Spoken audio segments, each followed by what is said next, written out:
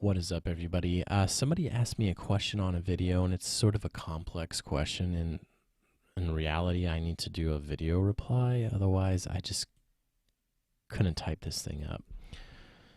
So I'm not going to try to pronounce your name because I will definitely fuck it up. Anyways, it says, "Hi, bro. When you see a list of buyers from the tap, but the price is not moving up much, how can we tell if the sellers keep absorbing the buyers?" And I'm going to answer that part first. So the way you can tell is relatively simple. This is a footprint. All it is market orders. It's the same market orders that are in here. But as far as a scalping perspective goes, or just making entries, I like to clear these out. Otherwise, if you're working with a bunch of numbers stacking up, you're really not going to see absorbing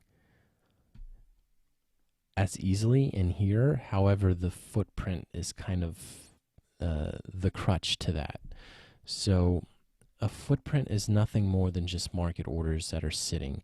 Some people use them in candlesticks, so it'll have a candlestick body and you'll see market orders in this. So you'll see maybe a 5-minute candlestick and you'll just see all the market orders that came in that 5-minute period, and then a new candlestick with market orders start to come in.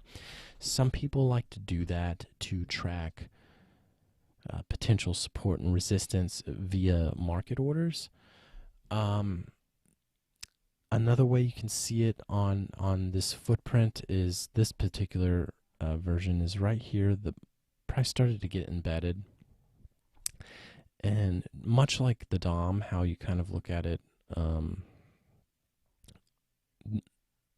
the sellers are a tick above the buyers always, the spread.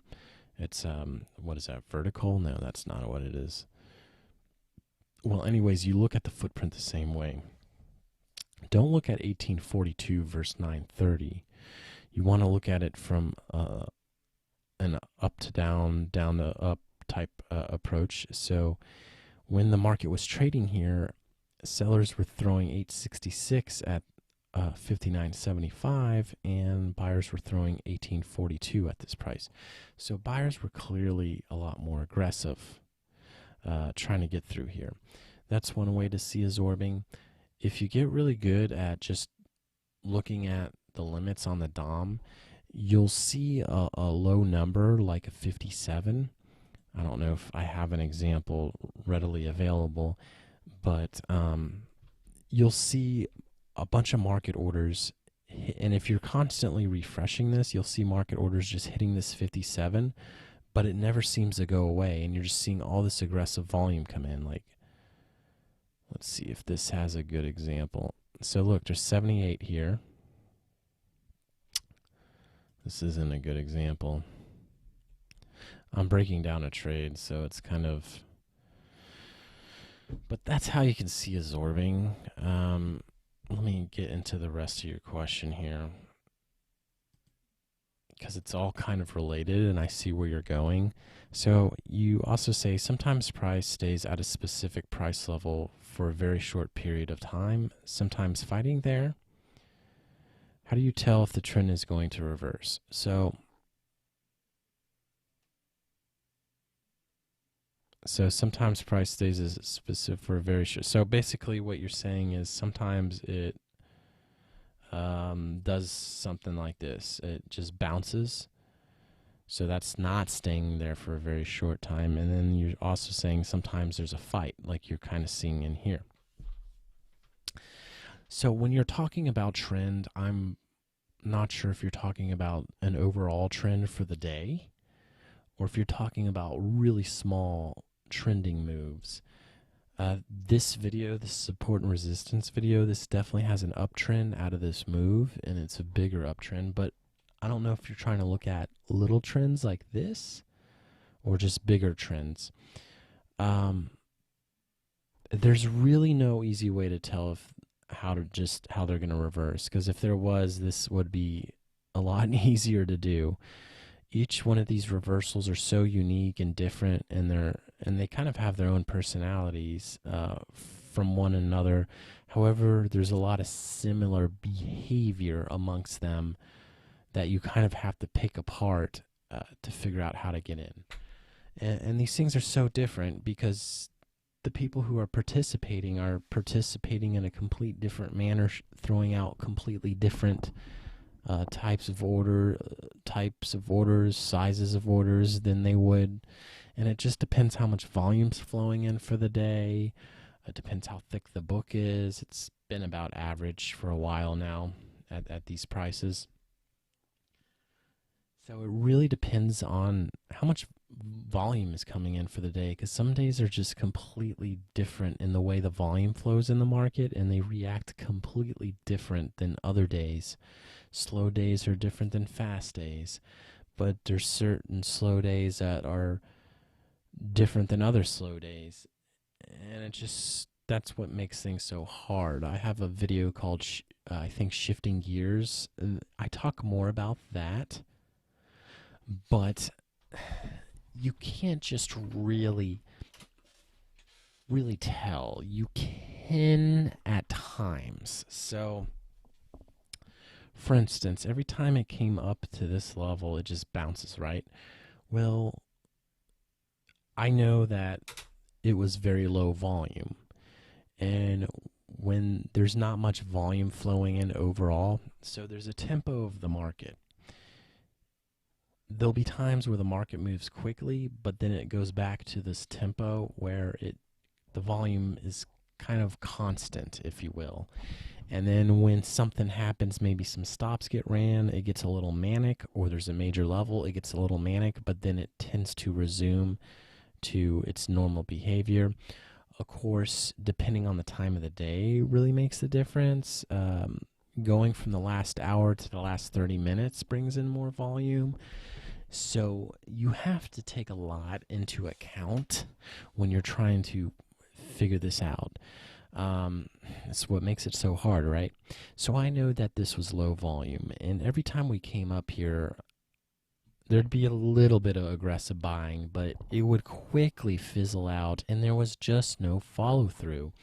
Sellers were not being really that aggressive, but if somebody doesn't step up, the other side will.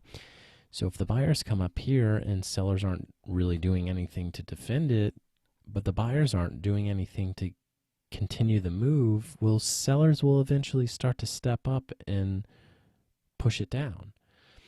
When you're looking at these things, you have to look at four things. You have to look at the sellers, and you have to look at the limit orders, and then you have to look at their market orders. You want to know, do the sellers have a better defense than buyers currently? So in this particular example, sellers had a really good defense up here. Obviously, it kept bouncing under it, right? Buyers' defense would be about down here before it started coming back up. That's what kind of creates these ranges. And you have to also look at it from an auctioning perspective with auction market patterns. One thing I talk a lot about is bottom tick turnovers and top tick turnovers. I can't give you an exact video where I talk about it. I know it's in quite a few of the more later videos, especially this auction, or especially this video, I think I talk about it, but there's an example right here. So one way to identify like these little trends is you're looking for a area where the price is definitely getting held up, and you're looking for some sort of bottom tick turnover. Okay, so for example, there was a bottom tick turnover here, and then it immediately reversed. Now, these bottom tick turnovers are usually just one tick, but they're only on these smaller ranges. You can get a bottom or top tick turnover on bigger range plays that cover multiple points, and you can look back at other major pivots that may have happened an hour ago, but typically it won't just go through by a tick. It may go through by a point or two. It just depends. So I'm looking at these major pivots, and just being able to spot this is going to be very challenging. you're going to have to just have a lot of screen time. So if the market comes down here, I'm watching the order flow. I know that at 56.25, that could be a potential bottom tick turnover. Problem is the VPOC's in the way, and you got to also worry about your volume profile. What kind of structure is in the way? What does the structure of the profile look like? That really will influence trend reversals. So, I mean, for me, if we get through the VPOC, it doesn't look as good to get back up. So I'm kind of conflicted here. Yeah, there's a bottom tick turnover, but I don't really think it may get through 57. And it kind of did chop there for a minute, and you can see how it's chopping right on 57 right here. But this would be a top tick turnover. This would be a better entry. So I'm watching them, these two major pivots here. We get up here, and I'm just looking for that lack of aggression from one side or another. So I know that the sellers have a better defense up here than buyers. So they have that going for them. And it depends who's going to be aggressive. So one side can have a good defense and a shitty offense, and the other side can have a good offense and a shitty defense. And the way it moves, depending on that, it just varies. But typically, you're trying to gauge what the defense and offense looks like for both sides, and what the real trick is, the secret to everything is you want to start to notice when one side is getting fatigued and when the other side might start to be getting a little more aggressive. And that includes both their defense and their offense. So you need to kind of gauge these things and watch how it's happening over time. And I know that doesn't really answer your question, but it's such a complex question, and there's just, you can't really spot these things. I mean, you can, but there's so much that goes into them. And if I just had the answer, then we'd all be making money. So anyways, I know they have a good defense up here. I know buyers got somewhat aggressive in here, but there just wasn't follow-through aggression. I don't remember what the selling looked like in this particular spike. But as you can see, the buyers started to move their defense up. And once we got up here, buyers were getting very aggressive, and their defense was up here. Sellers managed to push them, and it was a legitimate fight. And buyers moved their defense up here.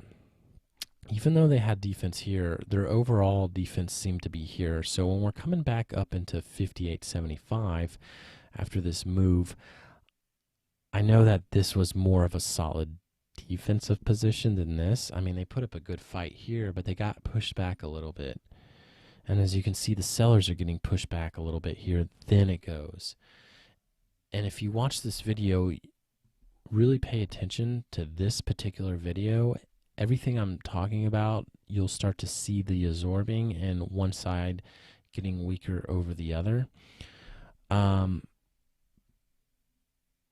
Yeah, so let me see what the rest of your question was. So do I make decisions based on how long price stays at a level, or wait for big buyers or sellers coming? Vice versa when you see a list of sellers. So yes, for both. Do you make decisions based on how long price stays at a level? I need to see the order flow. I need to see the tape. And it's hard to say, were we at that level before and are we coming back? Because when I'm starting to see this embedding and the aggression here, that tells me, because that's what's happening here. And you can literally see it in this price chart, which it's 4 seconds, by the way. This embedding and all this up here is really telling me that, and the aggressive market orders really tells me a lot. But I knew that this had a high probability of going up for many reasons, a lot of reasons, actually. This is one of those setups that had multiple things confirming it. I think VWAP was involved and all these other things I just can't explain. But the fact that it was ranging and getting stuck up here, I like that. But honestly, it could fail and go either way. So I'm always open to playing a lot of moves either side. And I think being that open-minded in being able to attack trades on both sides is very powerful. Because I mean, the trend can go or it could reverse. You don't know, but either way, I want to get in on that, right? So I just need to see the interaction on the tape and see what side's getting fatigued. And if you can see that and you can see the aggression of the orders, like how large are those aggressive market orders? That's why the time and sales is so important, because in the DOM, all those numbers get clumped together, so you really don't know. If the buyers are hitting in 50 lots and the sellers are only hitting in 10, 15 lots, well, buyers have bigger market orders coming in, so they're more likely to move the market. So hopefully that kind of answers your question. It's really one of those questions. Let me make sure I read the whole thing. Yeah, so I'll read the whole thing again. So, hi bro, when you see a list of buyers from the top, but the price is not moving out, how can we tell sellers keep absorbing those buyers? You can. Footprint, or you can just see that limit order reloading. Like if it's kind of small and you're noticing market orders should have took it out, that's kind of how you can gauge it too. Sometimes price stays at a specific price level for a very short time, or sometimes it's fighting there. Again, it really depends. If you're nailing these top tick turnovers where it turns around really quickly, there's not much that's going to tell you that's going to happen, other than you need to kind of recognize it in price patterns, which is all auction market theory stuff. Watch my auction market theory video. It dives into that a lot more than I could right now. Those real sharp reversals, and my FOMC has one of those as well. And it's all pattern, profile, structure type deal to really nail those real quick reversals. And when I'm talking about quick reversals, I'm talking about stuff about this size, maybe a little larger, but it also depends on the day. If you're talking about like nailing tops and bottoms of the day's trend, that's a different game. Those look different. As far as price getting stuck and fighting, it depends. How much volume is it? What does the fight look like? What does the defense look like? Who's getting fatigued? So you're going to want to switch into that gear for that kind of price action, if you will. And then you say, do you make decisions based on how long price stays at a level? Yes, I do. But again, it just really depends on the context of so much shit. Or do you wait for big buyers or sellers coming in? I both, again, and vice versa. And it's the same on the other side. So hopefully that answers your question. I'll point you into some videos. You're going to want to watch this one. You're going to want to watch this one. And you're going to want to watch, where is it? This one here. So the price action auction market theory. Really, I think watching those three will help significantly. There's a lot of other trade videos. This one's a good one. One Good Trade's a good one. Momentum Trade's a good one. I mean, market conditions changing is a good one. Even these trade reviews with the boring thumbnails are really good. But definitely auction market theory, because that's very important in my decision making, and the changing gears is very important. That's like gauging the type of day and how to adapt to it. This support and resistance one's very important if you want to see a battle taking place at a significant level. And I know this FOMC one's got some good scalping, but it has a trade where it does what you say, where it reverses very quickly, and I explain that, and it happens near like a point of control. So hopefully that kind of helps.